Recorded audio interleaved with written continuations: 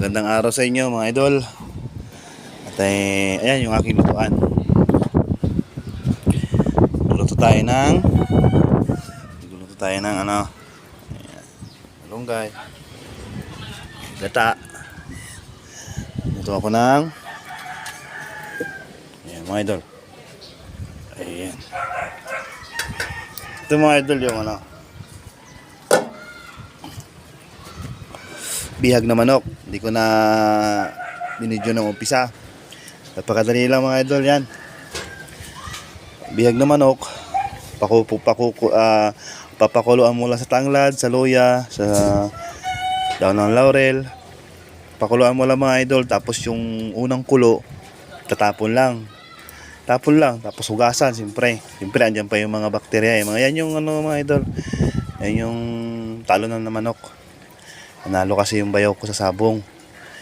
Kaya ayan, ako yung pinaluto. So ayan, ginawa ko yun nga. Tinapon ko yung unang kulo. And then ginisa ko sa sibuyas, bawang, luya. Ayan. So ayan. Okay ba lutuan ko mga idol? Ayan, lutuan natin. So ayan, napaka basic lang. So ayan mga idol, kaya ako niluto rito sa kahoy, gawa ng siyempre nga alam mo naman pag mga panlaban na manok matatagal yan. Kailangan pakuluan na matagal yan. Wala naman tayong pressure cooker. So ang ginawa ko mga idol, ayan, sa kahoy na lang tayo. Ayan, siguro naman pag naubos tong kahoy na to, malambot na rin yan siguro, no? Ayan, ayan lang pagluluto mga idol. So ang ginawa ko, inadobo ko sa gata mga idol. Inadobo ko sa gata yan. So yan, lambutin lang natin ng gusto yan. Para naman kahit paano okay yung labanan. Ayan, masarap ang pulutan, masarap papakin, masarap ano sa kanin, isahog, iulam yan. Ayan mga idol, oh. Ayan. Ayan yung ginataang manok. Lalagyan natin ng konting malunggay, gata, suka. Ayan. Ayan. Ganun lang pagluluto na mga idol.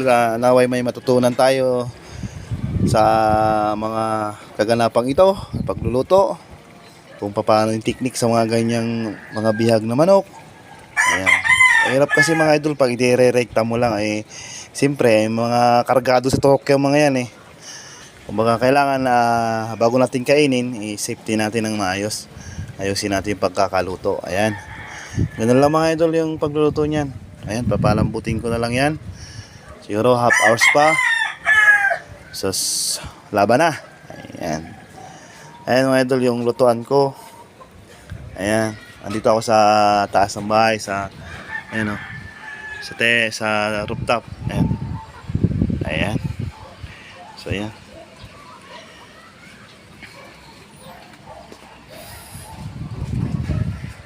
Ganun lang kasimple mga idol. So kailangan ang ating mga kakainin ay talagang lutong-luto. Hindi yung ano dyan, half cook, mga ganon. Pwede naman sa gulay half cook. Pwede nga yung hilaw, diba? Pero sa mga ganitong meat, mga karne-karne, kung ano man, kailangan palambutin natin ng gusto yan. Kailangan lutuin natin ng gusto. So ayan mga idol, mga madam, at sana may matutunan tayo sa pagluluto, na kahit sa ganitong paraan may makuha tayong strategy. Yan, mga strategy about sa pagluluto. Ayan, so mga idol, hanggang dito na muna yung videos natin. At magandang araw sa inyong lahat. Naway subscribe nyo po aking YouTube channel, Prince Pagawa YouTube channel, Facebook page ko, Prince Kyle. Ayan, thank you for watching mga idol. Ayan, sa daghang salamat sa inyong lahat. Ayan, adobo sa gata na may malunggay. Okay, thank you, bye bye.